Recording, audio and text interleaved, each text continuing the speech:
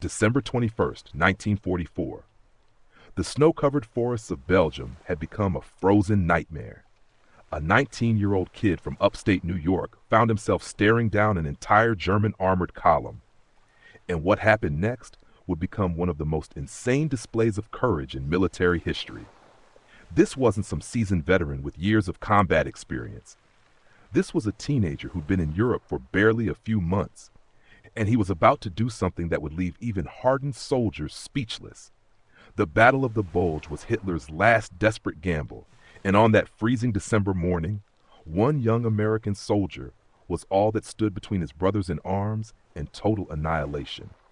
What Francis Currey did that day defied every tactical manual, broke every rule of survival, and somehow, against all odds, he lived to tell about it. But here's the thing, he barely ever did tell about it, and that silence makes his story even more haunting. The Battle of the Bulge hit the Allies like a freight train nobody saw coming. Hitler threw everything he had left into one massive surprise offensive through the Ardennes forest, hoping to split the Allied forces and capture the vital port of Antwerp. It was mid-December, freezing cold, and the Americans were spread thin across defensive positions they thought were relatively quiet.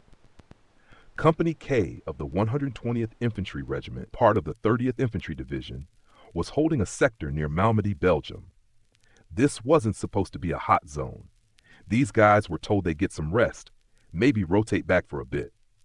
Francis Currey was assigned as an automatic rifleman, basically carrying a bar, the Browning automatic rifle, a beast of a weapon that could lay down serious firepower but weighed over 20 pounds fully loaded. He was just a kid from Hurleyville, New York, a small town where everybody knew everybody. He'd enlisted while still in high school, lied about his age initially, and now here he was, thousands of miles from home, about to face something no training could prepare him for. The morning of December 21st started quiet, too quiet. That's when the Germans came. The first thing Currey heard was the rumble, deep, mechanical, getting louder. Then through the morning mist and snow, they appeared. German Panzers, massive tanks rolling straight toward their position with infantry swarming behind them. Company K was getting hit hard, and they were getting hit from multiple directions. This wasn't a probe or a skirmish. This was a full-scale assault designed to crush them and keep moving. Positions that had seemed secure an hour ago were now completely exposed.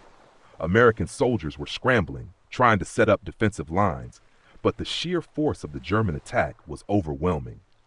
Currey watched as tanks started tearing through their defenses, machine gun fire ripping through the air, explosions throwing snow and dirt everywhere.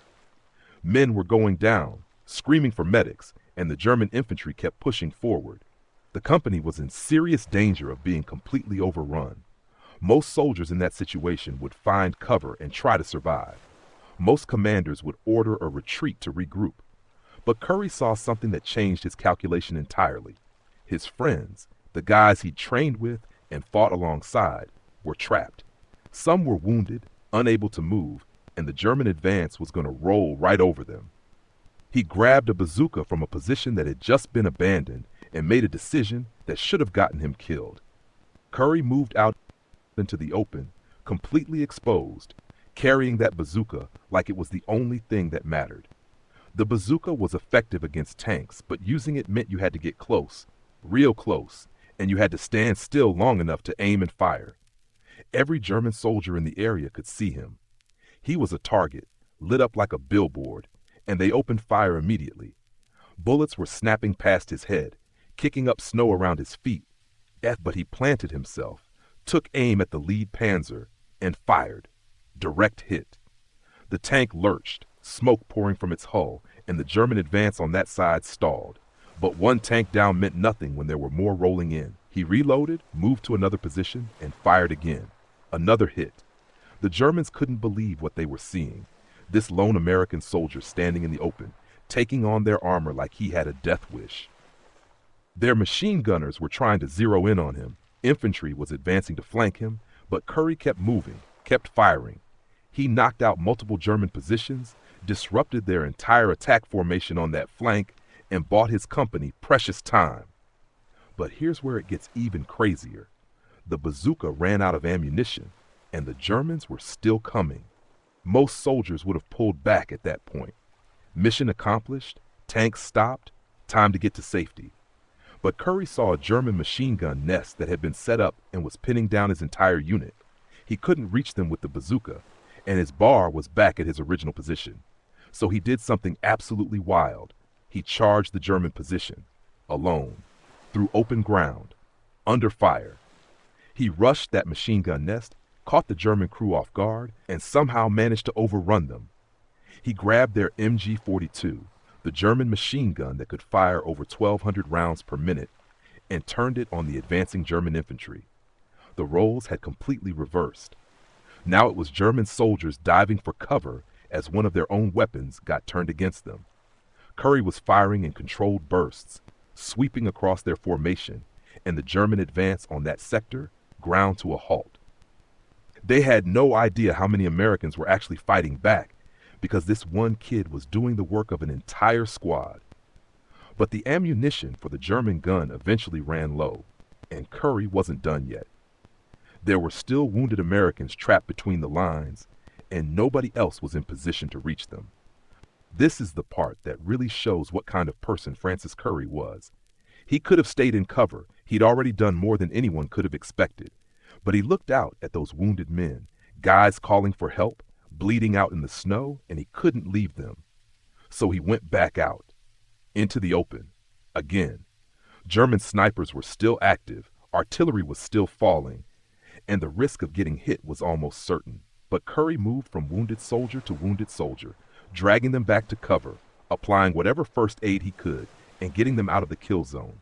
He made multiple trips, each time exposing himself to enemy fire, each time the odds catching up with him.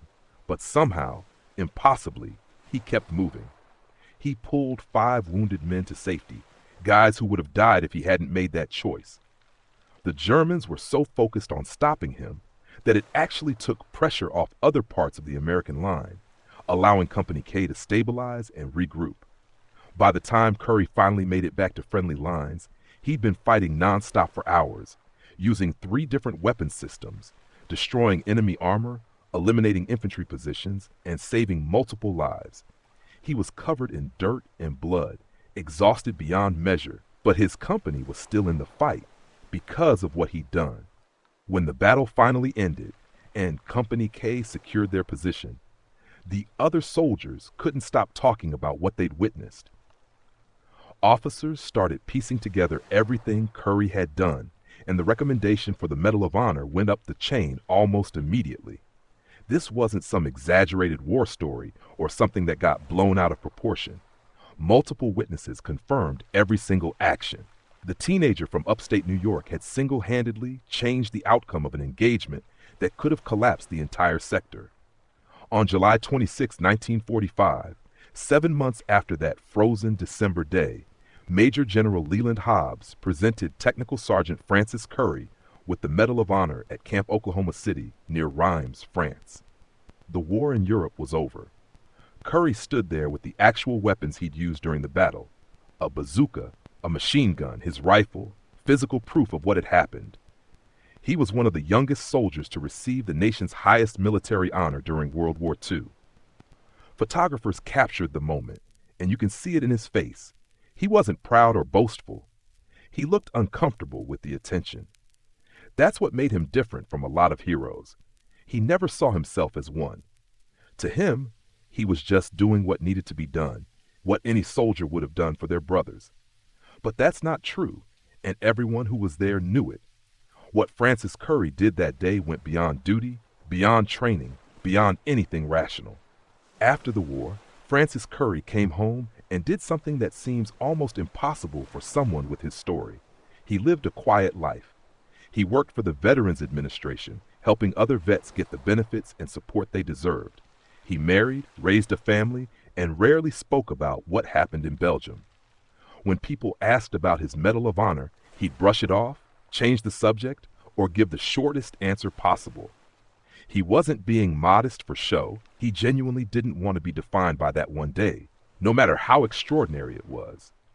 There's something powerful about that kind of humility, especially in an age where everyone's trying to broadcast their achievements.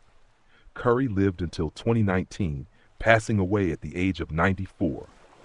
By then, he was one of the last surviving World War II Medal of Honor recipients, and when he died, the nation lost a direct connection to one of the most pivotal battles in history. But here's what's been happening lately. There's been this renewed push to remember guys like Currey. With the last of the World War II generation passing away, people are realizing these stories need to be preserved, shared, and honored before they're lost forever. Younger generations are discovering these accounts and being absolutely blown away by what these men endured. Social media has been filled with people asking why they never learned about Francis Currey in school, why his name isn't as recognized as other war heroes. The truth is, there were thousands of acts of incredible bravery during World War II, and many of them have been forgotten or overlooked. But Currey's story stands out because it perfectly captures what that generation was about. Ordinary people thrust into extraordinary circumstances, doing whatever it took, not for glory or recognition, but because it was the right thing to do.